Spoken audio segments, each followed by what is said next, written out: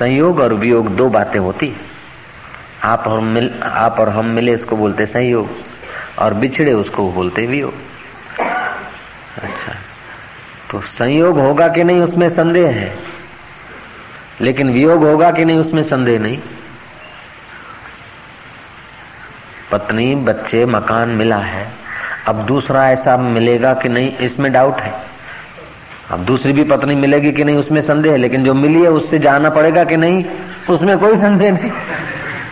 जय जय।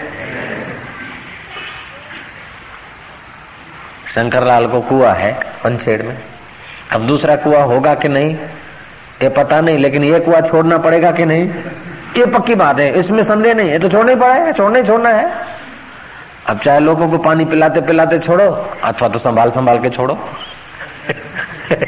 जय जय। जमीन है, चाहे कीर्तन कराते कराते, भजन का उपयोग कराते कराते उसको छोड़ के मरो, चाहे तो मेरी है करके ममता रख के फिर मरो। अब ममता रख के मरेगा तो जाके चूहा होएगा।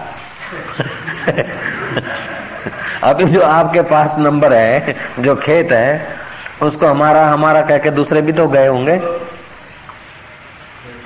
अभी जो अपने ये जगह जो अभी बैठे हैं, अभी 10 साल से समिति ट्रस्ट बोलेगी हमारा है, उसके पहले गांव वाले बोलते थे हमारा, उसके पहले और लोग बोलते थे हमारा खेत है, उसके पहले और लोग, हजारों लोग इसको हमारा करके गए, एक दो नहीं, हजारों लोग इसके मालिक होके गए जहां आप बैठे हो।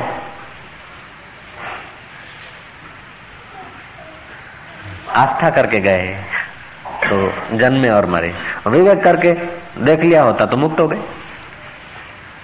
जैसे ये जगह है ऐसे सारा संसार।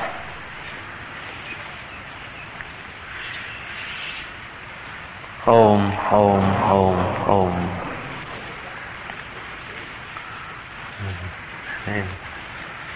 तो हमारा करके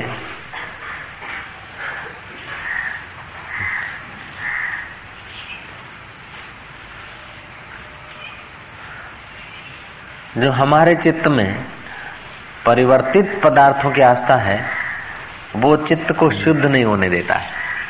भजन तो करते, मंदिर में जाते हैं, कीर्तन करते, महात्मा को मानते, लेकिन परमात्मा की जो आत्म शांति होनी चाहिए, जो जीते जी अपने आत्मा का दर्शन होना चाहिए, वो उसलिए नहीं होता है कि जहां आस्था करनी चाहिए वहां आस्था नहीं होती, जहां विवेक करना चाहिए वहां विवेक नहीं होता, जहां विवेक करना चाहिए वहां आस्था हो जाती। इन वस्तुओं में हमारी आस्था, इन पदों में हमारी आस्था, इन पदार्थों में हमारी आस्था, वो हमारी आस्था जो है वो विवेक को दबा देती। और जो मास्टर या जो गुरु लोग बोलते हैं कि श्रद्धा करो, श्रद्धा करो, श्रद्धा तो ठीक है, लेकिन श्रद्धा के साथ विवेक भी होना चाहिए।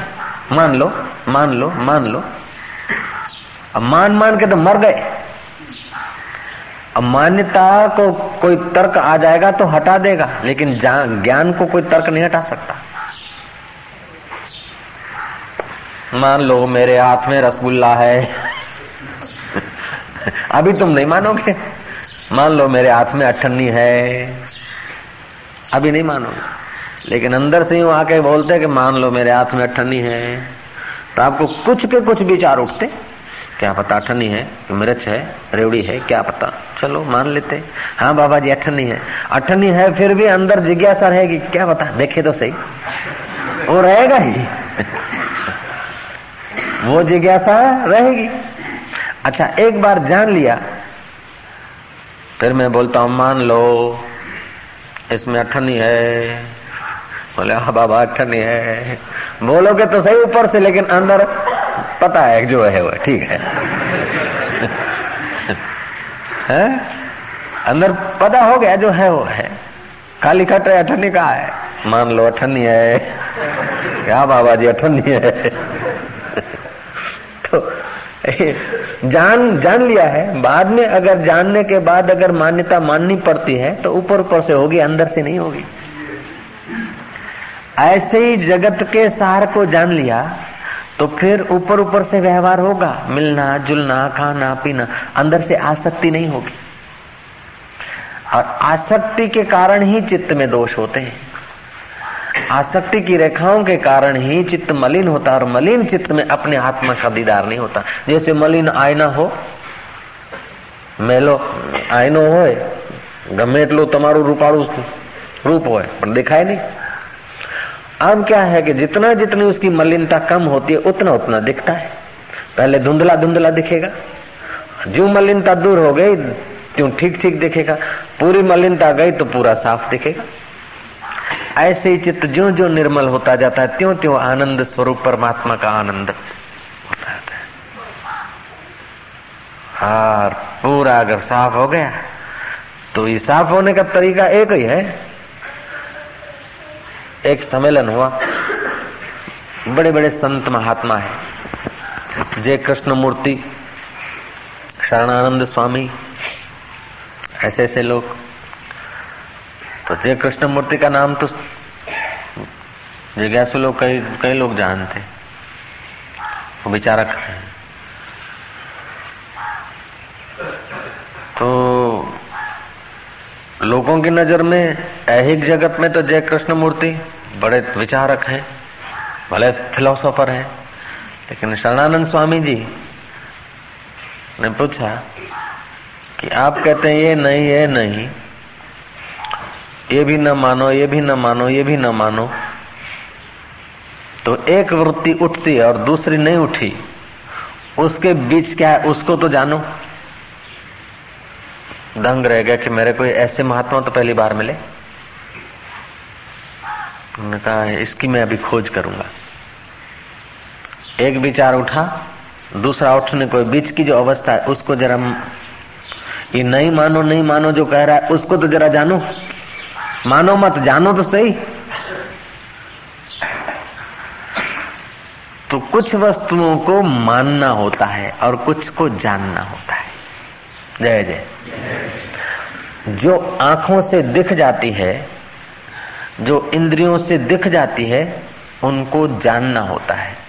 जो आंखों से नहीं दिखता, इंद्रियों से नहीं दिखता है, उसको मानना होता है। जय जय। उसको मानना पड़ता है। अच्छा, तो जो इंद्रियों से दिखता है उसको तो जानना पड़ेगा ना, उसको मानना नहीं।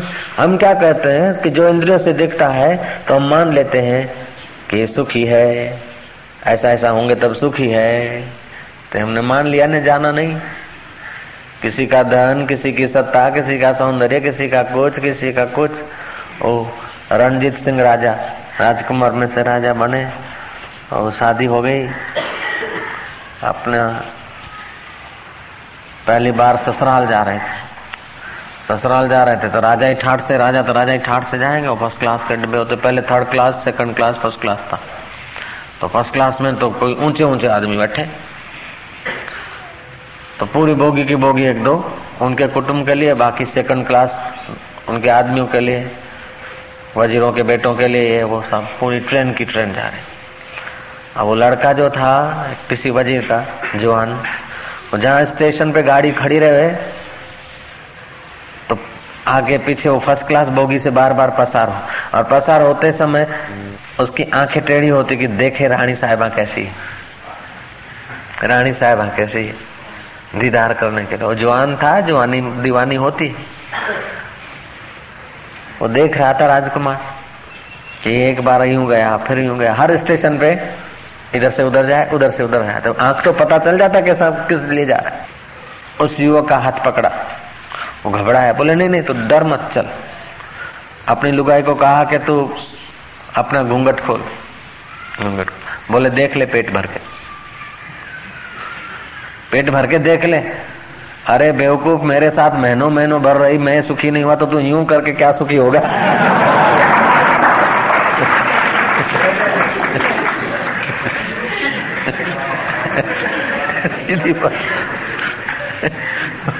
सीधी बात है, लेकिन वो मान रहा है कि हाँ हाँ उसके दीदार हो जाए तो सुख होगा, दीदार हो जाएगा तो सुख होगा, तो तू जान ले क्या सुख होता है।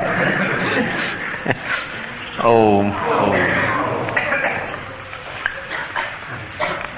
तो ऐसे ही पुरुष समझता है कि अमुक स्त्री मिलेगी या उसका दर्शन होगा तो सुख होगा, पुरुष समझते स्त्री के लिए, स्त्री समझते पुरुष के लिए।